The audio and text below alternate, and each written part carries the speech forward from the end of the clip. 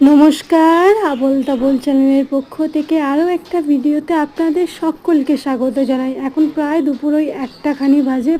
সকাল থেকে প্রচণ্ড পরিমাণে বৃষ্টি হচ্ছে, বৃষ্টি থামার নামই নেই। বৃষ্টির মরশুমে কী কী রান্না হয়েছে চলুন আপনাদের দেখিয়ে দিই। তো প্রথমে দেখতে পেলেন ভাত, এখানে করা হয়েছে কচু দিয়ে, ঘাটি কচু দিয়ে চিংড়ি মাছের মাখো মাখো তরকারি, এখানে কাঁকরোল ভাজা, আর করা হয়েছে এদিকে ডাল হচ্ছে, আর এদিকে ইলিশ মাছ দিয়ে বেগুন দিয়ে ঝোল। আজকে অনেক দিন ধরে একটু চিকেন খেতে ইচ্ছে করছিল, তো মা আজকে চিকেনের প্রিপারেশনটা মা করেছে। মায়ের হাতে চিকেনটা দারুণ খেতে হয়। আর অনেক দিন পর একটু বাজারে কালকে নিম পাতা পেয়েছিলাম, তো নিম পাতা আর বেগুন দিয়ে হচ্ছে।